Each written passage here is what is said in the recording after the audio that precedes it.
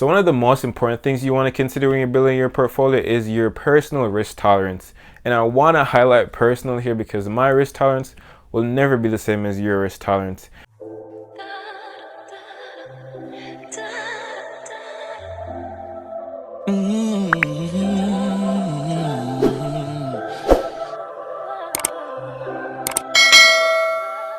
Hey guys, Christian Mar here and welcome back to my YouTube channel. If this is your first time here guys, what I do here is post videos about saving, earning and investing, and basically I give a bunch of financial tips that I hope can make you feel more financially secure about your future. If that sounds interesting to you, please go down and hit the subscribe button so you don't miss any of my new videos. And if you're coming back guys, please make sure you like the video after you're done watching it. So what I'm going to talk about today is what is an investment portfolio and how do you build a good one. Okay, so like any field, investing kind of has its own language, and I know when I just started getting into finance, I realized there were like a lot of big terms that I didn't really know what they meant. And I'm sure a lot of you guys are asking, and you see on a day-to-day basis like these big financial words and you just don't really understand what they mean. But basically an investment portfolio is just a collection of securities. Some of the things that they can include are stocks, bonds, mutual funds, and ETFs. And again, these are just the common types, but you can have a lot more. And building a portfolio can seem intimidating, but there are a lot of things you can do to make it less painful. And again, I hope that watching this video, I want to help you through that process, again, to build a good portfolio and to just make sure that it's working for you. So one of the most important things you want to consider when you're building your portfolio is your personal risk tolerance. And I want to highlight personal here because my risk tolerance will never be the same as your risk tolerance.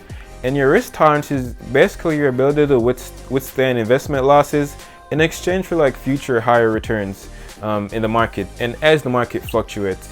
And so this is dependent on your investment goals as well as your investment horizon. And your investment horizon is strongly tied to your investment goals. So if you want to build a house in the next 5 years, you're probably going to be a little bit more conservative with your investments. And so you're probably also not going to want to take a lot of losses.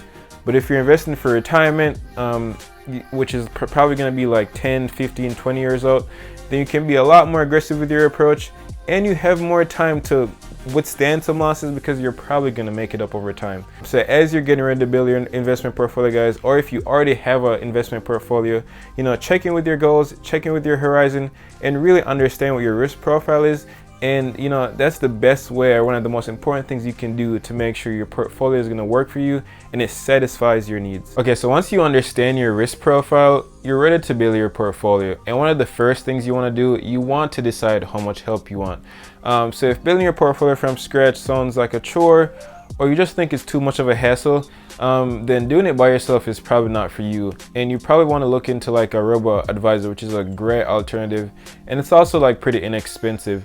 And I mean, robo-advisors basically are like computer algorithms that build and manage your portfolio for you. If you also don't like this, then I mean, it may be something worth considering to get a financial advisor. At this point, I mean, once you'll speak to them, they'll understand your risk profile, your investment horizon. And at this point, working with them will kind of let you to have a hands-off approach. So again, decide how much help you want as you build your portfolio. So the next thing you want to do is you want to pick an account that aligns to our goals. Based off what your investment goals are, it's going to help us to pick an account that makes our money work for us and really helps us to achieve that particular goal in mind. And so if you're saving for like a down payment on a house, for example, you're probably using you probably want to use actually a regular brokerage account. Saving for retirement, you probably want to use a tax advantage account like an IRA, an individual retirement account. If you're probably looking to invest some money within the next 5 years, then you probably want to use something like a high yield savings account. Again, guys, once you understand your investment goals, it's going to help you to pick an investment account that aligns to your goals, and it's going to help you to achieve that. And it's just going to be the way you get your money to work for you. Okay guys, so once you understand your investment goals, you're basically ready to choose your investments. And as you probably guessed it, your investments are dependent on your risk profile. Once you understand your risk profile, you're going to choose your investments accordingly. So I want to talk to you about some common asset classes that you can invest in. This list is by no means extensive, but again, it's just some of your typical ones that we see people invest in over time. The first being stocks. And a stock is a tiny slice of ownership in a publicly traded company. A lot of people choose these because they hope that the value is going to increase over time based off what the market does. And the risk here is that the market may not move and that stock may not move but also it could lose value. A lot of people reduce their risk by investing through funds, which are basically a collection of stock, and so their risk is not just in one stock or one company, but it's spread out against, like I said, a number of companies or a number of stocks. So another common investment type is a bond, and a bond is basically a loan to a company or government that gets paid back over time with interest. Bonds are a lot more safer than stocks because of that interest aspect, but they usually have lower returns. So depending on your investment profile, your risk profile, people usually use bonds to offset the risk from stock because it is a safer alternative. Next, we have our mutual funds, and mutual funds are basically a collection of stocks or bonds that you can invest in all at once.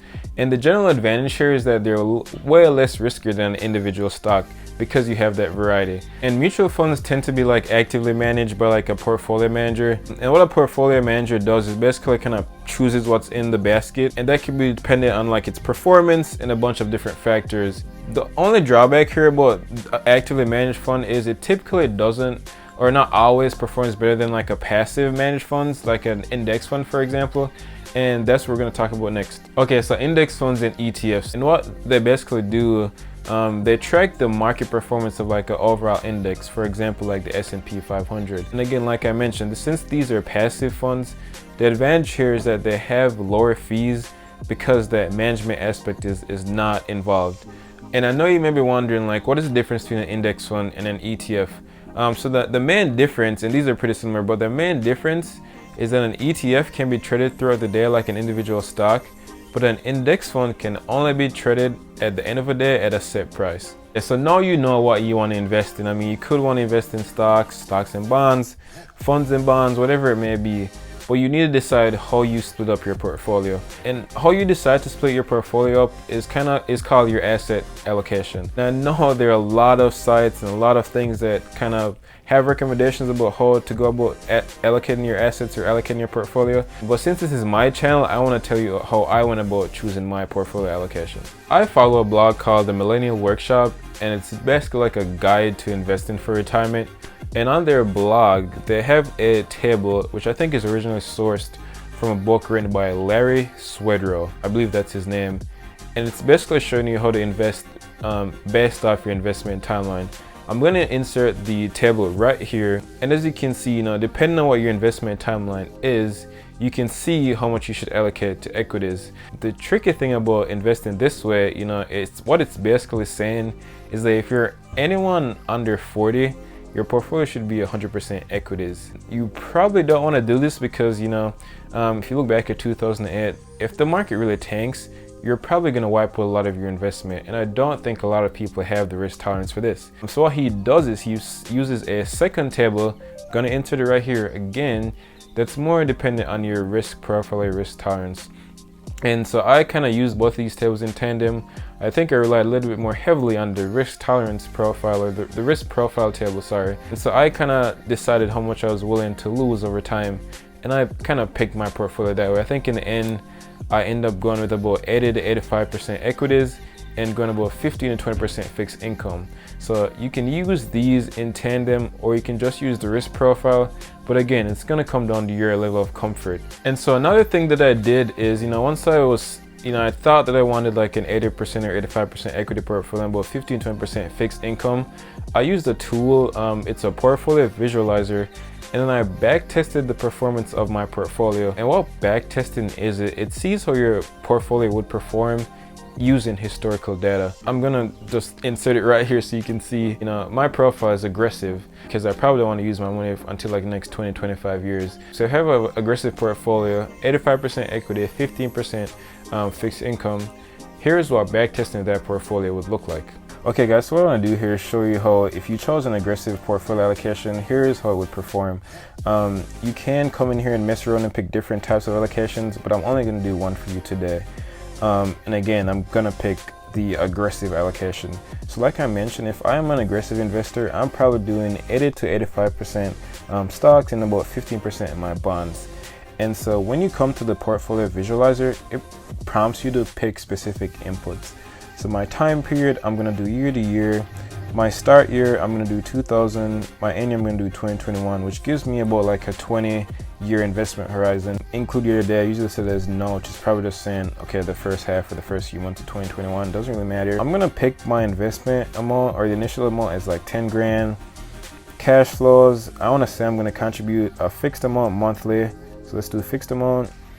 I'm gonna contribute 500 monthly. What this is basically saying is you start with 10 grand and you're gonna keep investing 500 every month.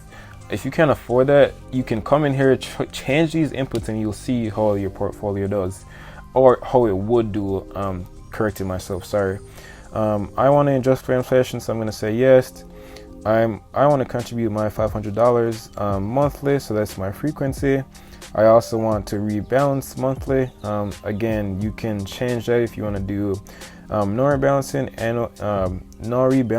rebalance annually, and you have all these other options. I also want to reinvest my dividends because I do not want to take out that income. You can display your income and then all the other options. I kind of just like not touch. I've kind of pre-chosen my asset classes here, and I'm gonna choose VTI, which is the Vanguard Total Stock Market Index, VEU, which is a ex-US ETF, so international stocks, and then bond, which is my 15% fixed income. So I'm gonna do 50% VTI, 35% VEU, and 15% BND to a total 100%. Once you have all your inputs and you feel like this is gonna resemble how you would invest, you just come down and you click Analyze My Portfolio. From there, you can see a bunch of graphs and basically how your portfolio would do if that's where you invested the last 20 years. So if I started with 10 grand, I contributed 500 monthly, I reinvested my dividends, I rebalanced my portfolio. My annualized growth rate would be about 25%. Adjusting this for inflation, that's about 23.5%. And after 20 years, I'd have 195 grand. Again, adjusting for inflation, this is about 158K. And to me, I find that pretty good. So again, looking at when you think about your risk profile and you see here your worst year, you're probably losing about 34% of your portfolio. If that's not something for you, before you even invest, this profile is telling you that, okay, you may not want to take that risk on. And if you're fine taking it on, you can see here that your best year, you're getting about 28% return. And you can see over time, again, it really helps you to put a picture in your head. I like graphs. I think other people like graphs as well. You can see how your portfolio would grow over time for like a 20-year investment horizon. And so yeah, I like this visualizer. Again, you can come in here and mess around with the inputs, and you can just really play around with this portfolio visualizer before you actually get to invest in. So use this tool. I'll link it below in my description. But come in here, plan your investment horizon, choose how you would allocate, how you invest, and yeah, visualize what your portfolio would do if you decided on a specific type of allocation. And guys, as much as I'm modeling these portfolios, it doesn't mean that it's gonna be right for you. One of the things I mentioned in my previous video, if you feel like you still are not at a level of comfort, one of the things you can do is just get a financial advisor. Whenever you get into investing, the smart thing to do is you just want to understand that you're comfortable, you're knowledgeable, and you're really ready to go. Now that you have your portfolio, you picked what you want to invest in, you kind of decided what you want, how you want it to be made up. You've done all the good stuff. The last thing you want to do, you want to rebalance as needed, whether that's monthly, semi-annually, just annually. Rebalancing your portfolio gets it back to its original target allocation. And just so you understand this, because you have different asset classes in your portfolio, some of them may just get out of sync because the value increases over time. So rebalancing basically gets it back to what you originally set it up as, to align with your investment horizon and your risk profile. If you use the robo-advisor, you don't have to worry about this because it's going to do it for you. If you also have a financial advisor, you just don't have to worry about this because again, they will do it for you. So this is for the people that have taken the DIY approach. You want to make sure you're rebalancing as needed, guys. Okay, so now that you know all of this, I hope you feel ready to build your investment portfolio. and I hope that you can build a good one. You know, like I said, it can be a little intimidating, but once you do the research, you take the necessary steps to get to a level of comfort, you understand your investment goals, you know your risk level, you really can do this if you choose the DIY approach. Again, if you understand this is not the best thing for you to do personally, you can get a robo-advisor or you can get a financial advisor. With that being said, guys, we've come to the end of this video. I really hope that I provided some value to you. If you have more questions, please don't be afraid to reach out, leave a comment. If you feel like other people are getting into investing or wondering how to build an investment portfolio, I mean, don't be afraid to share this. I want everyone to understand and just be knowledgeable more about the investment space. Like I said, if you like what I said, please like, leave a comment, and please share. I hope you come back next time, and thanks for watching. Bye.